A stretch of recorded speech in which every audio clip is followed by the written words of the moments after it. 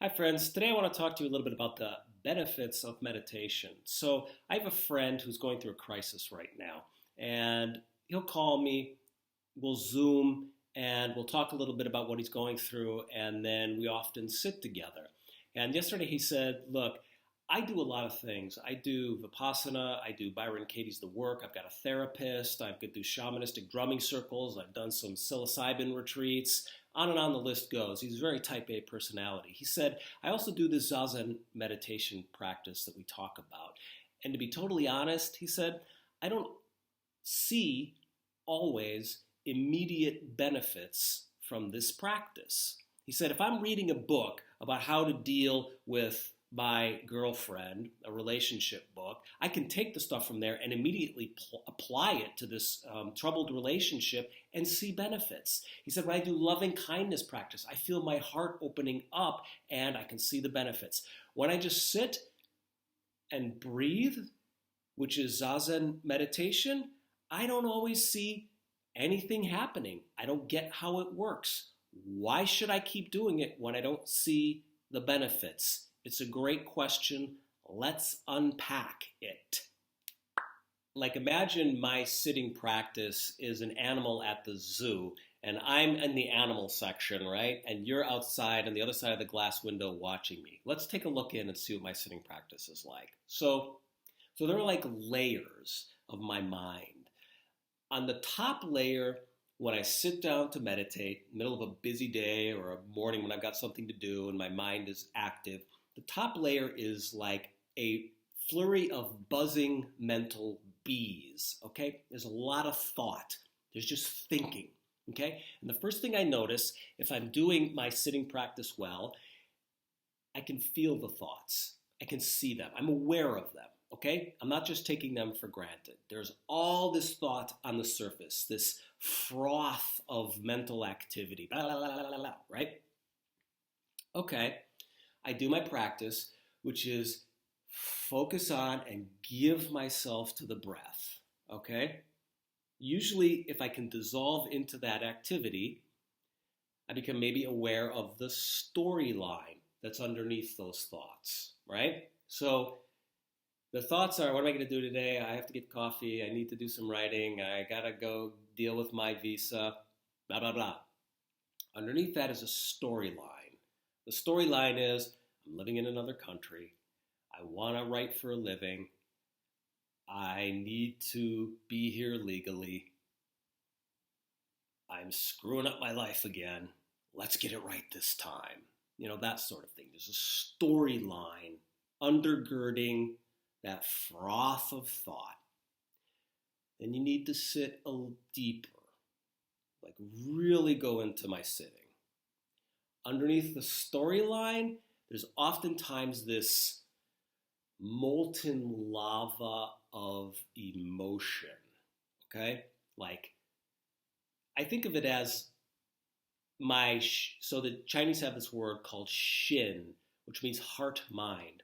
I think of emotion as kind of like it's the pain and pleasure center of my heart mind, okay? Usually the pain center. I mean, sometimes I'm feeling an emotion of pure joy or bliss or rich, red, beautiful love or something. I don't question that. Let the emotional pleasure center do its thing. Oftentimes there's the pain center of my heart mind.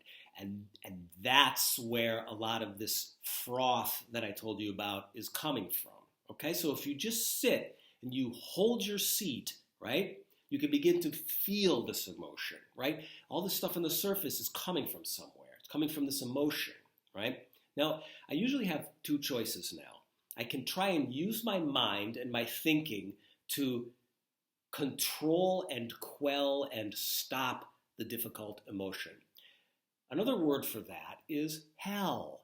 That's hell, okay? In Buddhism, that's hell. I'm going to use my mind to control emotion. That's like a guy standing on the shore as a tsunami is about to come, like 60-foot waves are coming at him from a tsunami, right? And he's like I'm going to stand here still and show this wave a thing or two. No, you don't. You cannot use your mind to control your emotions. It doesn't work that way.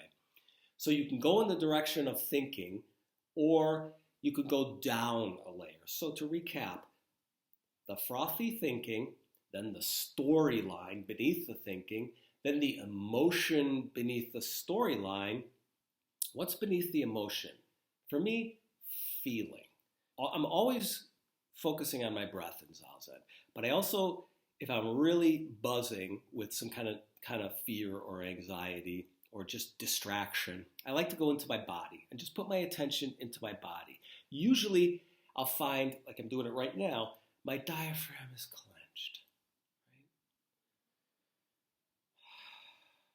Right? Now I'm relaxed a little bit. See, I was just nervous because I'm talking in front of this stupid camera. And there was a nervous emotion coming from that. I found it in my body. It's in my diaphragm. Let it go. You're holding a lot of the negative emotions somewhere in your body. So it's in feeling. I can feel the constriction in my abdomen. And this is cool. This is cool because it's like you've cornered the problem. You know how that is when you've got a mosquito in your room and it's up on the ceiling, you can't quite get it, but then you get it in the corner? That's what this is like. You've gone from frothy emotion through the storyline, or frothy thought through the storyline, down through the emotion, down into feeling. You found it. Where are you holding your tension? So in Zazen meditation, posture is really important. How you hold your body is really important. What's going on in your body? Where are you holding tension? Are you holding tension in your shoulders? Do you have it in your face? Are you wearing your happy mask or your anxiety mask to the cushion with you? When you sit, you really have to pay attention to, you don't have to, but it helps me to pay attention to these things. To like a king samadhi, you take your seat on the cushion, you hold your body a certain way, and you feeling is really important. I remember a monk told me once, and he was not a feeling kind of guy. He was like a really gruff kind of guy. He would talk like this, and he said, feeling is really important when you're sitting, right? If you're not feeling anything, you're not sitting. Feeling is important, okay? And then you can begin to breathe kind of naturally, okay? So we've gone through this whole thing. Now what happens, right? I'm breathing naturally. For me, it's really a wonderful thing. What happens is, it's almost like I'm a child on a slide. You remember how much fun that was when you were a kid and you went down a slide? It's like I'm a child on a slide, and with the exhale, I slide right out of myself. I slide out of the buzzing bees of torrential, mean-spirited, nasty thinking, down through the terrified, anxious emotions, out the tense, constricted fear feelings in my abdomen, right on out into the world. It's like you're on a swing, maybe, too. It's like such a freeing feeling. And then the inhale, and the world comes in. So this is what Zazen is about for me, right? It's really about getting out of my head and getting out of my subjective shell and manifesting, once again, that relationship, that connection between, me and the world, this union that I have with the world. Engi, or pratitya samutsampada.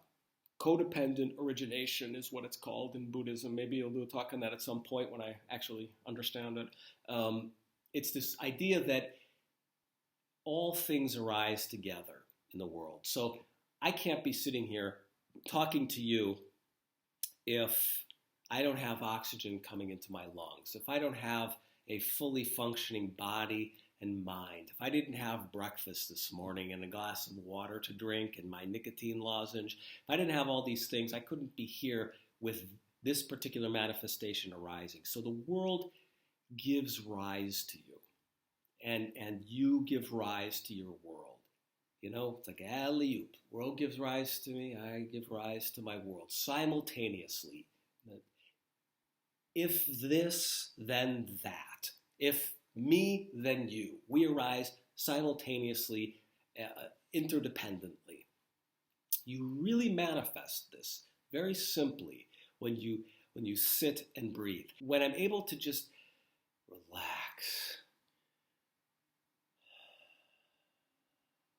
do my breathing practice, it's like everything gets set again.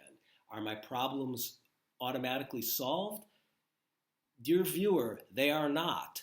But something in me has died into the breath and then been reborn and is more capable of engaging, like in a living, dynamic, fun, open-hearted, and intelligent way with the world. So I just want to close on an observation. There's something in my friend's question that was telling. He said, why is Zazen of benefit? How is it of benefit? Okay, we are so culturally conditioned to think that everything has to have a value. We always have to be doing something of value. We either have to be engaging in a loving way with our family and improving our relationships, or we have to be living our best life and moving towards our career goals. Like the subtext behind that is that something is fundamentally wrong with us, okay? And I say, phooey on all that. One of the great things about sitting is, of course, everybody, the teachers always talk about how Zazen is good for nothing. One of the great things about sitting is you pull out of the rat race. Like there's inherent value in that. There's something other than the rat race. And I'm not just talking about the rat race of society and getting ahead. I'm talking about the rat race of family, I'm talking about the rat race of self-improvement, all the games and tricks and ideas of what my teacher used to call the human world. You're pulling out of that. You're just sitting and you're manifesting your natural goodness, your integrity as a human being in this planet that has a right to be here, has a right to do nothing, has a right to sit and breathe. Just sit and breathe. I don't know if I'm quite getting across what I'm trying to say because it's a hard thing to get across, but there's a value in having no value at all put on your sitting practice. That's what makes your sitting practice priceless. Speaking of value, if you wouldn't mind hitting the subscribe button and the like button, that would be great. Also, I've got my link to my Patreon page below. I'm just kind of getting started doing these videos, and I've got a lot of essays and stuff over on my Patreon page. If you're interested, if you can help, that's great. If you can't, just keep watching the videos and enjoying them. Thank you.